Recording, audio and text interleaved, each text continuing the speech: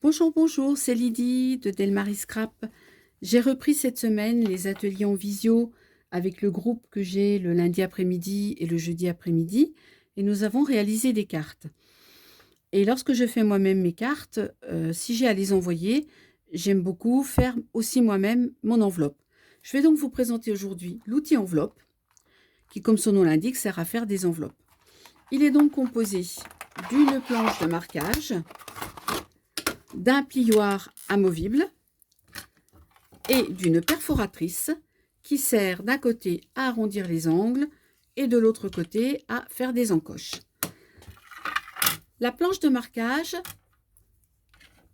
est composée donc d'une échelle sur le côté gauche, enfin d'une règle. Le 0 se trouve ici. Vous avez d'un côté les mesures en inch, de l'autre côté les mesures en centimètres. Vous avez ici une diagonale qui va nous servir à marquer les plis. Et sur le côté droit, on retrouve les mesures à nouveau en inch, en centimètres. Donc, mesure de la carte que l'on a, mesure du papier que l'on va découper, mesure de la première marque que l'on va faire. Quoi de mieux que de le faire par l'exemple? C'est parti. J'ai donc choisi une carte carrée tout d'abord, qui mesure 12 par 12. Il est marqué que je dois découper un papier de 20,5 et faire mon pli à 10,2. J'ai donc prédécoupé mon papier à 20,5 et je vais venir me placer à 10,2. Donc le 0 étant ici, je suis donc à 10,2. Ainsi, je marque mon premier pli. Alors, dans le cas d'une carte carrée, on parle de premier pli, sachant que la carte est carrée et qu'elle va être identique. Tous les plis vont venir se faire en plaçant notre papier à 10,2. Je vais donc marquer ainsi mon deuxième pli. Alors, j'ai la manie, l'habitude de passer 2 fois. J'avoue que ce n'est pas une obligation, mais c'est quelque chose que je fais, je dirais, presque systématiquement. Donc, troisième pli à 10,2. Et enfin, le dernier, de la même manière. Voilà, donc petite astuce, je range tout de suite mon plioir parce que c'est quelque chose que l'on perd très facilement. Donc moi, il est rangé, je sais où il est. Je vais ensuite prendre ma perforatrice et je vais venir marquer mes encoches. Donc j'ai 2 plis qui forment une intersection. Je vais aligner mes 2 ergots sur mes 2 plis d'intersection et perforer. Vous voyez, la perforatrice est relativement simple. Moi, j'utilise avec la paume de la main.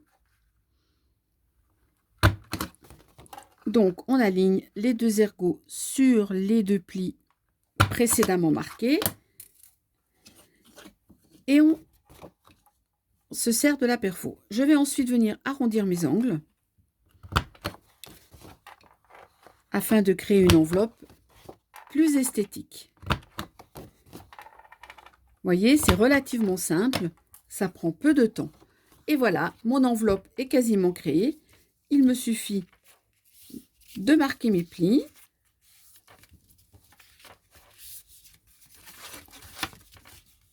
Et il me restera à la coller. Voilà comment réaliser une enveloppe carrée. Je vais maintenant vous montrer pour faire une enveloppe rectangulaire. Donc je reprends ma planche, je reprends mon plioir.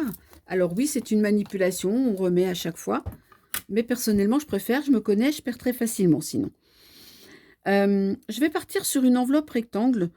C'est bien souvent les mesures que l'on fait, 11,5 par 16. Donc, il est marqué qu'il faut que je coupe un papier de 22,5. Et là, mon premier pli se fait à 9,5. Alors, mon papier est déjà prédécoupé, donc 22,5. Je viens me placer donc à 9,5. Voilà, et je vais venir faire mon premier pli. Alors là, puisque nous avons une carte et une enveloppe qui va être rectangulaire, effectivement, la mesure de 9,5 va nous servir uniquement pour le premier pli. Ensuite, on va venir tourner d'un quart de tour sur la gauche et on va se servir du premier pli qu'on a fait pour venir l'aligner ici. Je ne vous en ai pas parlé jusqu'à maintenant, mais il y a à nouveau ici un pli de marqué qui s'appelle Score Guide et qui va nous servir de guide, effectivement. On va venir placer notre premier pli dans le prolongement du score guide, bien embuté ici sur la gauche, et ainsi je vais pouvoir tracer mon deuxième pli. Je recommence l'opération, je retourne à nouveau d'un quart de tour sur la gauche, je m'aligne à nouveau sur score guide et je viens tracer mon troisième pli. Et enfin, dernier pli, pardon, à nouveau aligné sur le score guide, bien embuté. Je range mon stylet, mon plioir, je reprends ma perfo, je vais à nouveau marquer mes encoches en me plaçant aux intersections formées par mes plis précédemment. Alors, pour une première vidéo, j'avoue que la lumière n'est pas top. Il ne fait pas très beau chez nous, déjà d'une part. Mon bureau a beau être placé sous un Velux, ça manque un peu de clarté. J'essaierai d'être plus vigilante pour les prochaines. Voilà, je viens arrondir mes 4 angles. Il ne me reste plus qu'à former mes plis. Et mon enveloppe est faite. Voilà, et pour vous montrer une des cartes que j'ai fait réaliser hier en atelier, qui va venir se glisser parfaitement dans mon enveloppe. Voilà, il reste ainsi plus qu'à coller, plus qu'à fermer et à marquer l'adresse. Une dernière chose à vous montrer, je ne vous ai pas parlé justement, pardon,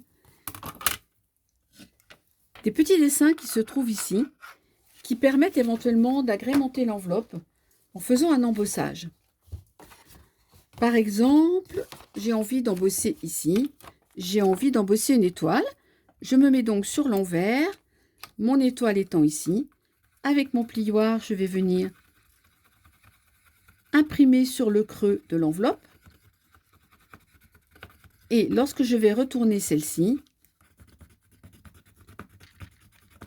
va apparaître l'étoile qui sera embossée. Alors, je suis absolument désolée.